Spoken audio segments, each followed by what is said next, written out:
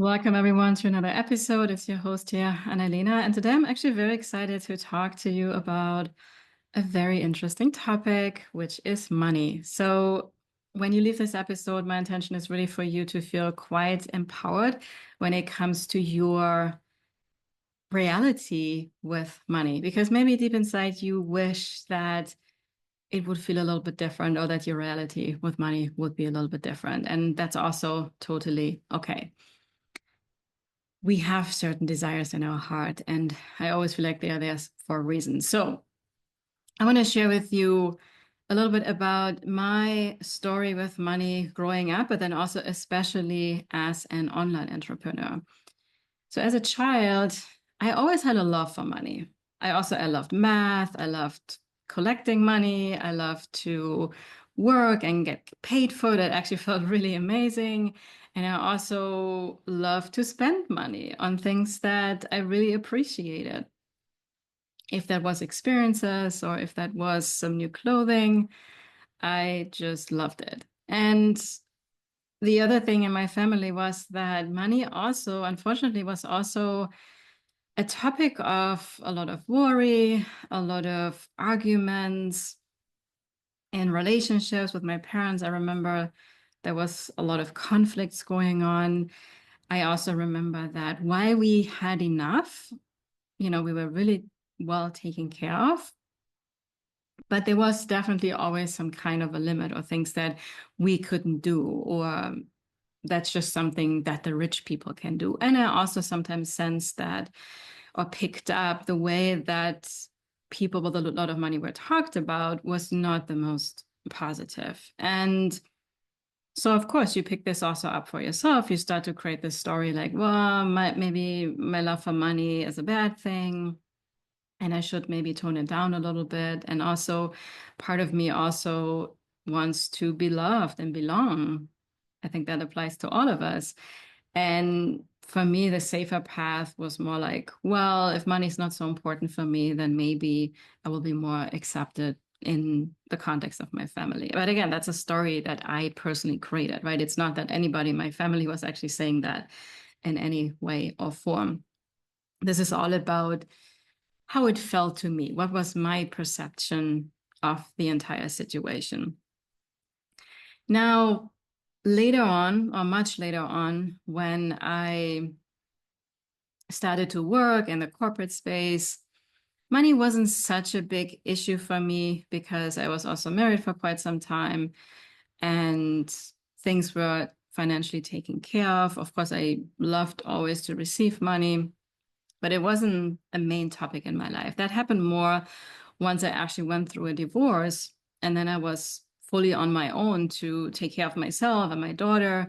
And I was very, very scared of it at the time. I really remember that. But I have to say that it always worked out. Money always showed up. And I got a job. I was eventually promoted and I started to make a little bit more money. And it felt very, very good and very empowering for myself.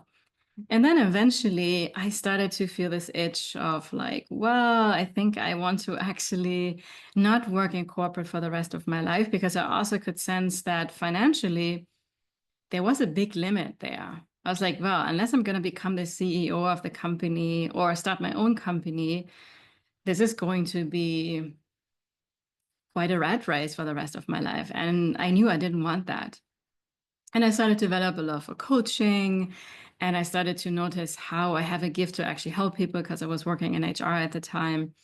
And oftentimes people came to my office and I just had a chat with people. And oftentimes they came back and they told me how somehow what we talked about and I shared with them really was life-changing for them in some way. And I just enjoyed the interaction with other humans and helping people. And then eventually, this is a story I've been sharing over the years, over and over again, but I'm going to share it again to inspire you, because maybe you are also working in corporate still and you have the itch yourself to shift it and create a new reality for yourself here. Because if it's there, again, it's there for a reason. So I started to really follow the breadcrumbs of the universe that were really leading me towards entrepreneurship. I started to get certified as a coach. I took a lot of trainings and self-development work. I was a little bit of a self-help junkie at the time, but I loved it. I really enjoyed it a lot. And it took me away also from the boredom and also exhaustion I was experiencing a lot in my corporate job because I knew deep inside that I had a lot more potential. I was really good at what I was doing, but it was so repetitive. It was so mundane for me, and the same things kept repeating over and over again. And I just felt this is not where I'm meant to be. I can be of much more service in the world when I step into what I now call your genius, right? The thing that you're just really good at, where you just thrive, what you really enjoy, where you don't even know where time is going when you immerse yourself into this.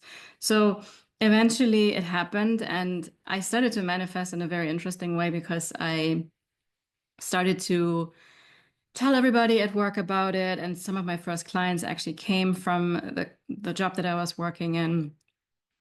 And I hosted also a couple of in-person events like a vision board workshop. And I started to connect with people in the local community. And I even told my boss about it. I gave him my business card that I was now a coach. I was hoping that maybe my skill could also be applied in the company. But of course, for my boss, it was clear that Annalena wasn't really fully committed to her corporate job anymore, which is true. And so over time, I had to start training other people, and I already knew like they are working on getting me replaced, which makes sense for a company, right? And then one day I received an invitation to have a meeting with HR. I didn't have any topic. It was in my office with my boss and the HR person. And I knew at this time, talking about intuition, that I'm going to get fired. I'm going to get let go from this job. And I packed my stuff already the day before. And then when I had the meeting, it took maybe a minute, maybe less. And I was simply informed that this was my last day. There was no explanation whatsoever. And I didn't want to complain, because that's what I wanted. And I could have also quit. And the funny thing is that 2 or 3 weeks before that actually happened, I was at a retreat in San Diego from the coaching community I was part of. And I was there with one of my mentors. And he was telling me, like, no, you're ready. And I wrote their contract to myself, announcing actually to a big group of people that once I have X amount of clients, I'm going to quit my corporate job. So I needed a little bit of certainty and safety for myself to actually let go of the job because I was an adult taking care of my daughter, single parent. I also felt like I had some responsibilities, and it didn't feel at the time that I was ready enough to just quit my job. But the universe knows better. And like my mentor had already told me, I really felt it was like God talking through him to me to let me know, like, Annalena, you are ready. And so then it happened 2, 3 weeks later. And again, I wasn't surprised. It was still a little bit of a shock because now it was real and now the job was gone. And here in the United States, I literally had no more pay from the day to the next, from one day to the other. And I didn't get a severance package, like nothing. That felt, to be honest, a little bit disappointing because I had worked for the company for almost 5 years. But I was appreciative that I did have a little bit of a 401k. And I also was able to stay on. But then the one thing that I was really appreciative of was that I had a little bit of savings from a 401k that the company had offered. So in a way, I did have a little bit of a severance package if I want to put it in a more empowered, positive light. But the reality was the pressure was on, right? I really had to make money. And so with that energy, I started my entrepreneurial journey, which is not the best, but that was my chosen path, or the path that was most aligned for me. I needed that little kick in the butt in a way to really get creative, get out of my comfort zone. And then I started to work with a lot of mentors in the very beginning. And I spent a lot of money because I was looking for the magic, the secret sauce to sign on clients so I could make a consistent income, right? And while it took me really some time, and I also still had to process a lot of fears on my end, for many years I was in this energy of chasing.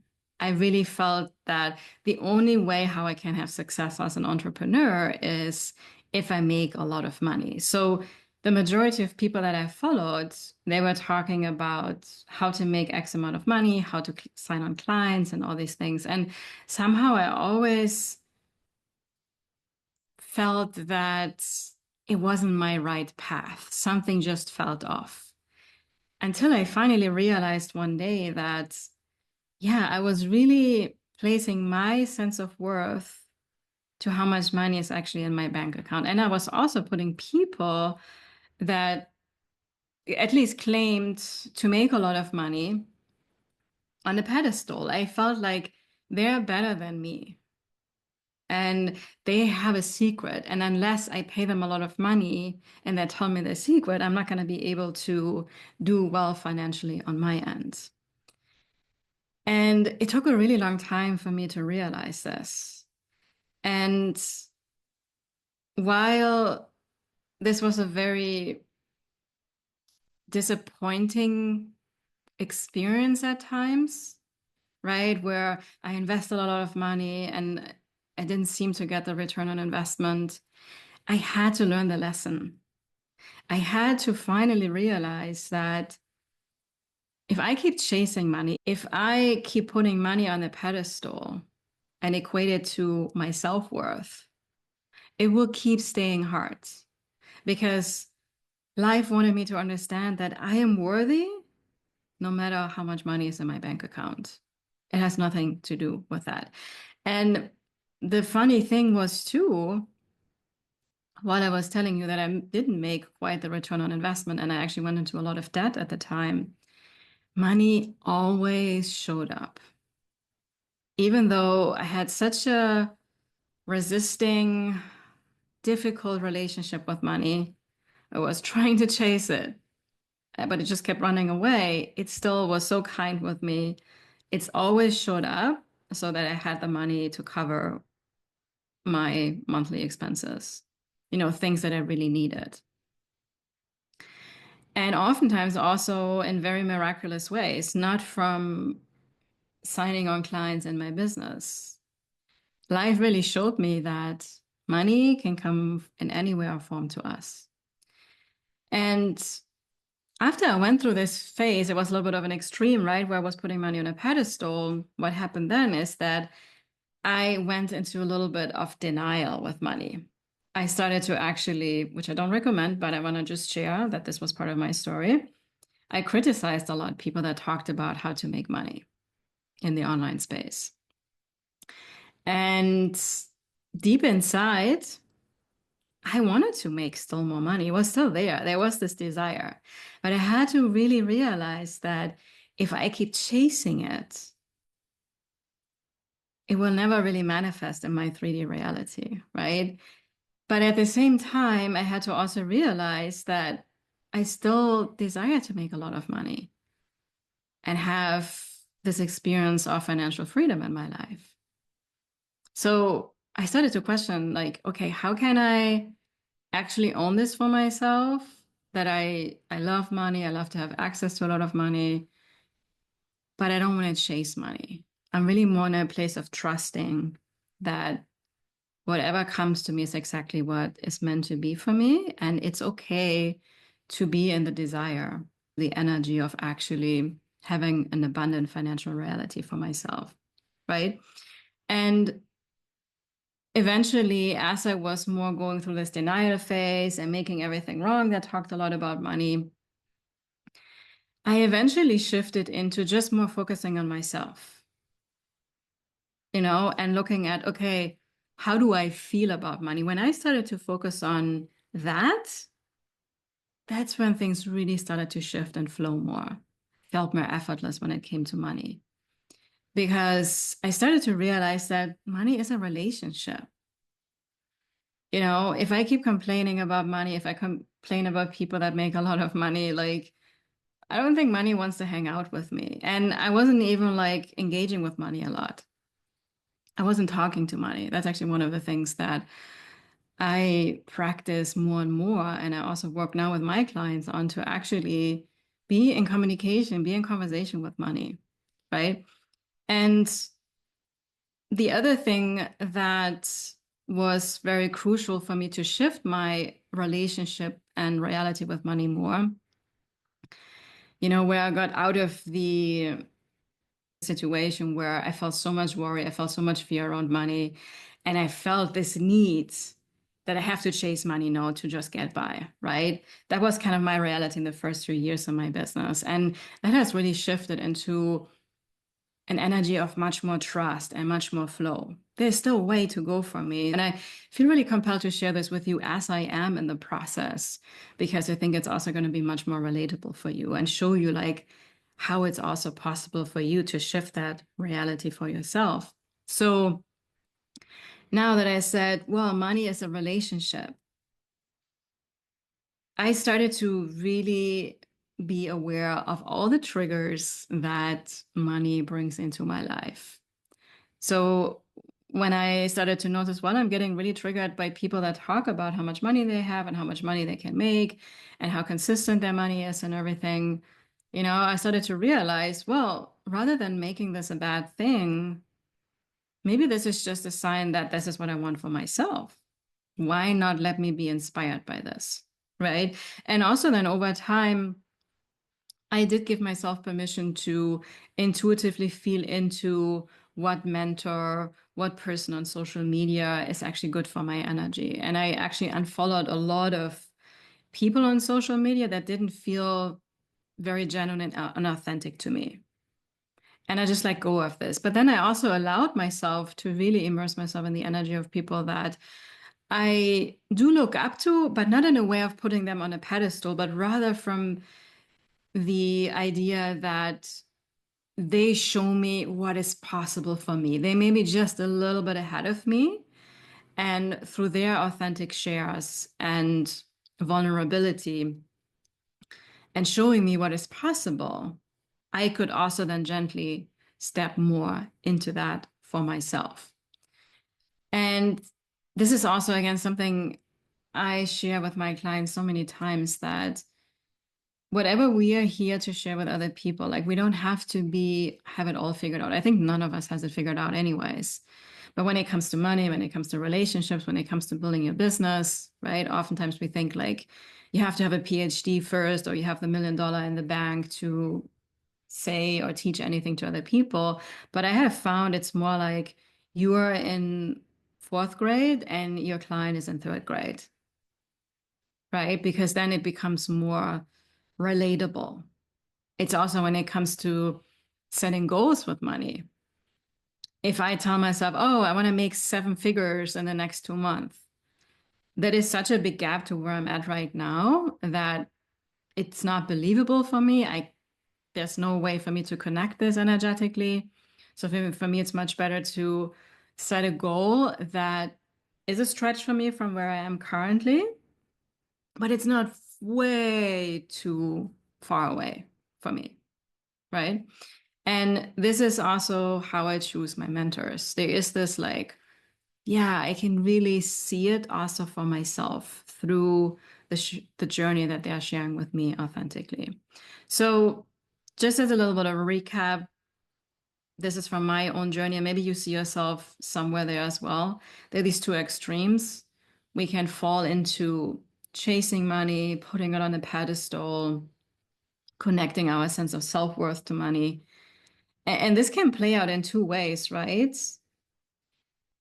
We can really struggle with making money if that's more the identity we have grown up with. Or it could be that we accumulate a lot of money and also chase money to give us a sense of safety and security and a sense of self-worth. It can go both ways, right? Because oftentimes people have a very easy way to make money because that's just what they grew up with, or that's the reality they have grown into. And neither one of these situations is right or wrong, but we can put money on a pedestal and connect our self-worth to that and either really struggle financially or have really, really a lot of money, but still we feel very scared when it comes to money, because you may have a lot of money, more than you need, but you're so scared to lose it. And once there is no more money, you don't even know who you are anymore, because you totally connected your sense of self-worth to the money that you have accumulated, right? Or you're projecting it on the money that you want to make, but you don't have yet. So it's kind of the same thing, but in two different scenarios. So again, this is the one part where we're putting money on a pedestal, and it's the money we're after. And the other extreme is where we can fall into denial and, oh, money's bad and it's not important. Will just come, right? Because that's also something that I fell into after this more extreme phase of chasing money and denying money and not talking to money, ignoring money, criticizing money. I think is also not the right way because we are not focusing our attention on creating a really beautiful relationship with money. And this is now what I have been consistently working on over the last 2 or 3 years. It's also something I work with my clients on a consistent basis to actually have a beautiful relationship with money where you shift how you feel about money, right? Where when you want to make money, you desire to make money, it comes more from a place of wholeness, but you also feel good about it, where you also own what you want for yourself in the financial realm. Because we live in a 3D world and money is actually very important. And I truly believe that we can make more of an impact in the world. We can help more people. We can more generally share our zone of genius with others when we also allow ourselves to be abundantly supported financially, right? It's much easier to do that when you struggle financially and you have to do things that are not aligned with your zone of genius just to make ends meet, right? So this is my invitation for you to get in touch with what do you really desire when it comes to money and connect to your heart. Maybe ask like a wonder question. How much money is actually aligned for me? What do I truly desire when it comes to money in my life? And just really be with that question for yourself. And the other thing that I want to also share with you that I have also learned from human design and Gene Keys over all these years, we often think there is like a magic code or like a secret gate. And then once we just shift this, then everything will be magically different overnight when it comes to our financial reality.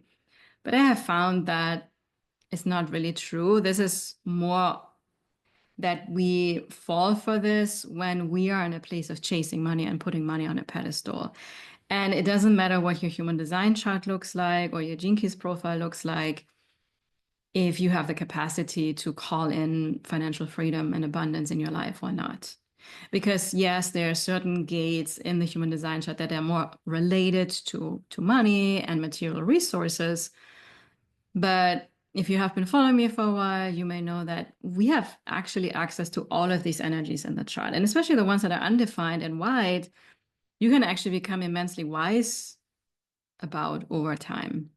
So you have nothing missing in your human design chart. You're not screwed.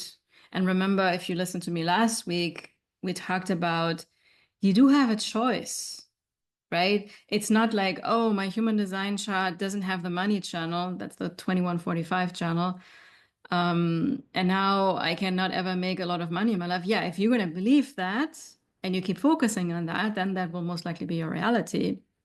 But if you realize that you're the creator of your own life and you can co-create and work with money and create more abundance together through the daily choices that you're making, that's when it becomes really empowering. Okay. So again, reminder, no matter what your human design chart looks like, you can create whatever financial reality you desire in your heart. Because that desire is there again for a very big reason. And what that looks like will be very different for all of us, right? Because for some people, they have the capacity to make 7 and 8 figures. For other people, making a very decent 6-figure income may more than enough and what they want and desire in their life. Other people, they want to be self-sufficient and not even have a lot of monthly expenses or money come in. That may be the most abundant state for them. There is no right or wrong. Yeah. And if you are interested to really shift your money reality, I also want to invite you. I have a wonderful masterclass that I'm hosting next week. It is called Money Alchemy. And in this masterclass, we will actively work on shifting you and alchemizing your reality with money. So we're going to work on getting crystal clear on where are you currently at with money, because that is so key to shift anything. We have to get very honest with what are we feeling, thinking, and acting when it comes to money in our current reality. And oftentimes that is very, very uncomfortable for us. And then we will also shift into and work on what is your true desire when it comes to the reality you want to create with money. And then I will share some very practical tools that you can apply right away into your daily life to start shifting your relationship and then reality with money. I'm going to put the link to the masterclass in the show notes. If you're listening to this before the actual date, it's happening April 16, 2025. You can get in for a really sweet discount. If you are feeling the nudge right now to be there, because let's be real, it's sometimes really hard to do this by ourselves and we get very overwhelmed. And having a mentor, having a guide, and being in the energy of a group of people that have the same intention to have a wonderful, prosperous relationship with money, there's so much magic that can happen there. I really believe in the power of coaching. That has also so transformed my own life. I will be eternally grateful for this. And I feel very honored now to provide this space to you guys to help you also shift your reality with money. It's gonna take some work. There is no magic hack. I just want to be very honest and transparent with you about this. But what it does take is your willingness and your commitment, and also allowing some support to help you on this journey of becoming and being your most abundant self and really having a very flourishing relationship with money. So this was the episode for today. I hope you took away some beautiful nuggets of wisdom for yourself. And I'm just excited to hear some of your shares. What was your biggest takeaway? Where are you at on your money journey? Remember, honesty with yourself is the most important to transform anything. And with that, I will be back with you on the next episode. Bye, everyone.